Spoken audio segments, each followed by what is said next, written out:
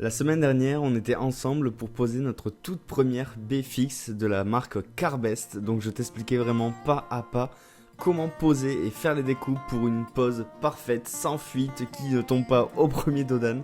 En tout cas, aujourd'hui on se retrouve pour la deuxième vidéo, c'est parti. Nous, c'est Élise et Baptiste. Ça fait maintenant plusieurs années qu'on voyage autant que possible en quête de nouvelles sensations, de nouveaux challenges, mais aussi de nouvelles inspirations. La créativité est perçue comme quelque chose de réservé à une minorité. Nous, on n'est pas de cet avis. Être créatif ne se résume pas à devenir ou être un artiste. Être créatif, c'est être curieux, s'interroger, se nourrir de ce qui nous entoure, imaginer, rêver sans limite. Alors, prêt à vivre cette aventure avec nous ? Salut à toi, alors du coup aujourd'hui je vais te montrer tout simplement les ouvertures qu'on a prévues et ensuite toutes les étapes pour y arriver, pour que toi tu puisses y arriver aussi. Donc en fait déjà on a prévu une ouverture ici avec une baie fixe, donc comme tu peux voir on a déjà fait le trou, on a quand même bien galéré mais du coup je pense qu'on aura plein de conseils pour celle d'après. Ici on va avoir une deuxième baie vitrée qui va être elle aussi fixe, donc là on est en plein calcul par rapport à ce fameux rail qui va un petit peu nous bloquer, donc je te montre ça à l'intérieur. On va retrouver à l'arrière une autre baie vitrée, juste sur cette face là, en fixe elle aussi, sachant que de l'autre côté on a peut-être éventuellement prévu de mettre un porte-vélo, ou on sait pas, on va pas trop charger, ou même une petite échelle pardon, pour aller sur le toit. Je pense que tu m'entends, ça résonne un peu. Et donc ici ce sera la dernière grande baie vitrée qui elle sera coulissante sur une partie qui va nous permettre en fait tout simplement de pouvoir aérer le camion quand on veut. Et comme on va retrouver le gaz pas très loin, ça nous permettra d'évacuer toute la vapeur. Donc elle on va s'y attaquer en dernier. Et donc pour revenir un petit peu sur la baie vitrée de gauche, donc ici. Donc déjà, on sait qu'on va dire ce renfort en fait qui lui n'est pas essentiel à la structure du camion, puis à cette ligne. Donc ensuite, c'est là où commencent un peu les mathématiques pour être sûr en fait voilà de pas en fait tomber sur le rail derrière et donc, du coup d'endommager tout simplement le camion. Place au calcul maintenant, où est-ce qu'on va projeter les cotes, ces fameux 4 cm qu'on veut laisser de marge de l'autre côté de l'atoll pour être sûr de pouvoir faire nos premiers trous et s'assurer ensuite qu'il soit bon. Et là, résultat fabuleux, c'était parfait. Trop beau. Si c'est beau alors. C'est ça. Ensuite, afin de faciliter justement ta découpe, il va falloir que tu retires ce montant anti-vibration comme on l'a appelé. Tout simplement parce qu'il va te gêner si tu décides de couper ta tôle. Donc moi je me suis armé de ma petite scie. Honnêtement, ça s'est plutôt bien passé. Alors il faut bien sûr faire gaffe et mettre tous les équipements qui sont recommandés, parce que dès lors que tu coupes de la tôle, une particule de fer dans les yeux, ça peut faire hyper mal, dans la main, partout, c'est jamais très agréable. Donc prends tes précautions à ce niveau là. Et ensuite, une fois que tu as coupé les 4 petites pattes de fixation, tu as simplement à tirer, et regarde-moi cette tête que j'ai fait quand je m'en suis aperçu que finalement ça ne tenait absolument pas. Donc c'est parti, on continue. Donc là, voilà où est-ce qu'on en est. Pour l'instant, on a tracé les contours des cadres. On sait que notre fenêtre, elle va revenir un petit peu au-dessus de ça. Et par contre, elle sera pile là-haut. Donc en fait, ce qu'on a fait, c'est qu'on a tracé nos contours. Là, c'est vraiment la découpe qu'on va faire. En se gardant un minimum d'espace, nous, on a compté 4 cm, qui sera suffisant pour mettre le mastic colle et d'étanchéité tout le long. Avant de percer, chose très importante, on a commencé à faire des trous pour être sûr qu'on tombe bien de l'autre côté comme on a voulu, comme on a tracé. Ici le challenge comparé à la vidéo de la semaine dernière où on posait celle de droite, tu le verras, c'est qu'on ne pouvait pas suivre aveuglément comme celle de droite l'espèce de double tôle qu'on trouve à l'intérieur. Donc il a fallu justement prendre le temps de reporter les calculs à l'extérieur ainsi que le tracé. Donc prends ton temps, prends le temps de bien reporter tes mesures et ça va bien se passer. Alors attention, chose importante aussi, quand on va passer la lame de la scie sauteuse, ce pourquoi on fait les trous aussi, il faut toujours prévoir que tu vas mettre un fourré plus gros. Donc là où tu fais ton trait, tu remontes en tenant compte que justement ton fourré viendra au bas. Important.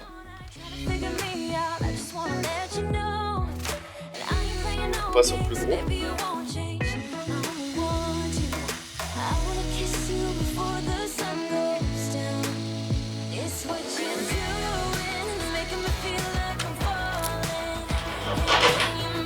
C'est bon.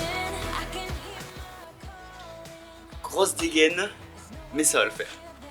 Autre petite astuce, garde absolument les cartons que tu vas récupérer au fil de ton aménagement. Ça peut toujours servir. Ici, nous en tout cas, on l'a positionné parce qu'on s'est aperçu qu'il y avait des petits éclats qui venaient faire des petites taches sur la carrosserie. Donc ça évite, c'est pour ça qu'on a mis ce carton là justement en dessous de la lame de la scie sauteuse.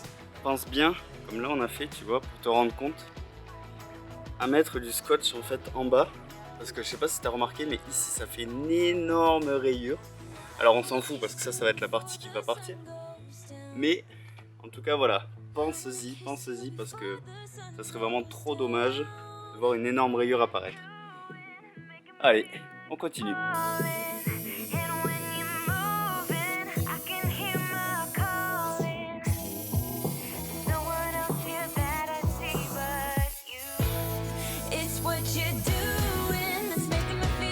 Alors voilà ce que ça donne. Pour l'instant en fait j'ai coupé du coup les montants, j'ai gardé les diagonales en fait où je vais essayer de faire une forme d'arrondi ensuite. Ça permet aussi de tenir la tôle.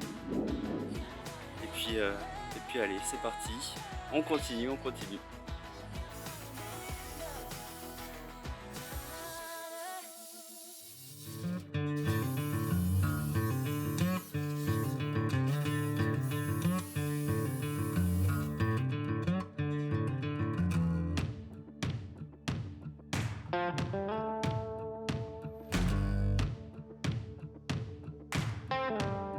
Alors je te montre.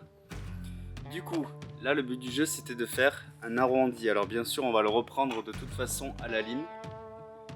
Pour qu'en fait le joint ne fasse pas un 90 degrés. Qu'il épouse quand même une forme plutôt sympa. Donc on va rattraper tout ça à la lime tranquillement. Mais en tout cas, ça prend forme.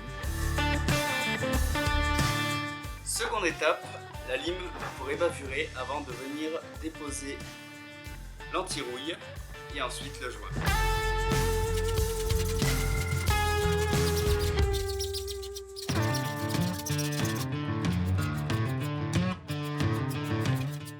Tu l'as compris, l'idée je pense, c'est du coup d'essayer d'éviter ce genre de choses qui viendraient ensuite abîmer ton joint une fois qu'on l'aurait mis. Donc on essaye d'enlever tous les petits rebords justement comme ça là qui peut nous gêner. On essaie d'arrondir au mieux, en fait un peu plus comme on retrouve de ce côté. On enlève, voilà, pour idéalement tomber comme ça. Après c'est pas grave, c'est creux tout ça, c'est vraiment du détail parce que le joint est là pour ça, pour rattraper justement tous les petits ratés lors de la coupe. On le voit, je suis pas parfaitement droit et de toute façon c'est pas grave puisque la fenêtre elle vient de l'autre côté et l'espace jour ne démarre pas pile à ce bord là. On a pris justement un peu de rentrée à l'intérieur pour pouvoir se laisser une marge au cas où il y aurait des ondulations. Nouvelle journée, nouvelle étape. Hier soir j'ai passé un coup de peinture anti-rouille. Donc j'ai mis une couche hier soir parce qu'il y avait 12 heures de séchage. Là je m'apprête à en mettre une seconde. Puis ensuite, une fois que ça c'est fait, on va pouvoir passer un coup d'acétone et puis passer à la pose des vitres. Donc comme pour rappel, pour la fenêtre précédente, le joint, cette partie en fait qu'on peut trouver sur le site d'H2R ou d'autres vendeurs qui sont en fait des joints de finition et d'étanchéité, même si l'étanchéité est en soi assurée par la colle qui va venir justement au bord de la fenêtre et pas ce joint là. Donc en fait, ce boudin, cette partie-là, vient se placer à l'intérieur et pas à l'extérieur comme beaucoup font. Et je comprends totalement parce que c'est vrai que c'est vraiment pas intuitif. Mais ceci est bien à l'intérieur, sinon tu ne pourras pas plaquer ta fenêtre.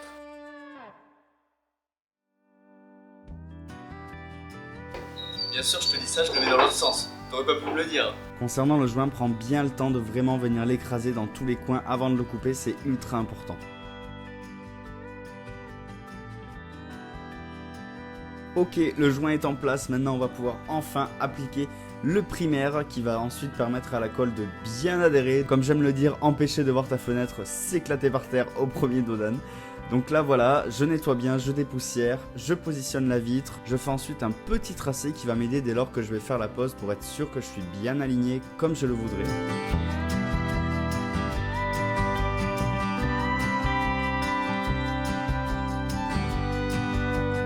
Après ça, on retrouve l'étape du shaky shaky.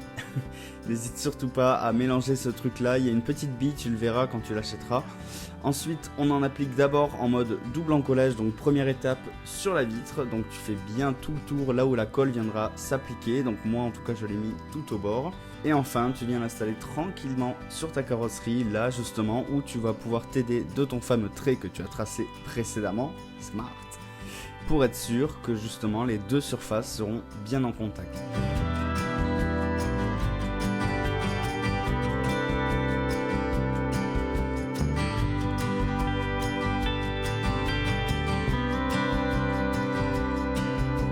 Et enfin arrive la colle, donc là je te conseille quand même de la garder au chaud avant de l'appliquer parce qu'une colle froide c'est hyper compliqué à sortir du pistolet. Donc si j'ai un conseil, le temps de ton installation, notamment si tu le fais l'hiver, n'hésite pas à la mettre à côté d'un radiateur, pas non plus bouillant, mais ça va en tout cas la rendre plus liquide et donc plus facile à sortir du pistolet et à appliquer. Et enfin arrive la fameuse étape où tu mets en place avec tes belles ventouses, tu t'assures que la fenêtre ne descend pas, tu écrases tout bien, tout parfaitement. C'est pas grave s'il y a de la colle qui ressort, on le nettoiera ensuite, c'est juste là moi dans la vidéo honnêtement j'avais pas assez de scotch pour faire tout le marouflage et en même temps protéger tout ça, donc j'ai pris l'option où effectivement il faudra nettoyer ensuite, mais c'est rien de grave, ça part très facilement tant que c'est frais.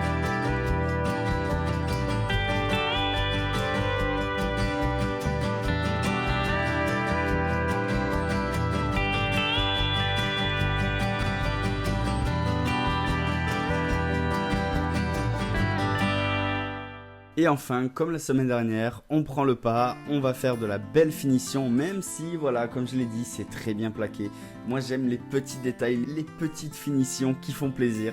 Donc voilà, je maroufle le contour de ma fenêtre. Ensuite, je viens appliquer un petit joint en silicone de la couleur de la fenêtre de préférence, comme celle de droite la semaine dernière. D'ailleurs, si tu ne l'as pas vue, je t'invite fortement à aller la regarder avant de te lancer, en tout cas si tu achètes le même type de fenêtre, parce que, on l'a vu, chaque fenêtre est différente dans sa façon d'être posée. Il y a toujours des petites subtilités que honnêtement on aurait aimé trouver avant de se lancer nous.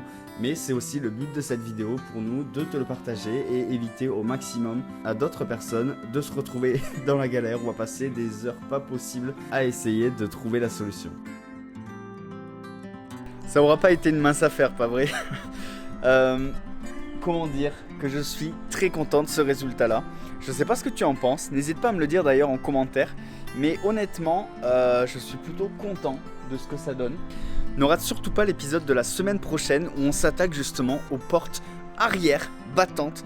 Là aussi tu vas voir de nouvelles découpes, de nouvelles astuces de découpe, de nouvelles problématiques avec notamment le battant. Donc tu le verras tout ça, donc surtout abonne-toi pour ne pas rater cette nouvelle vidéo. Et je te dis de toute façon à très vite dans les commentaires. Ciao!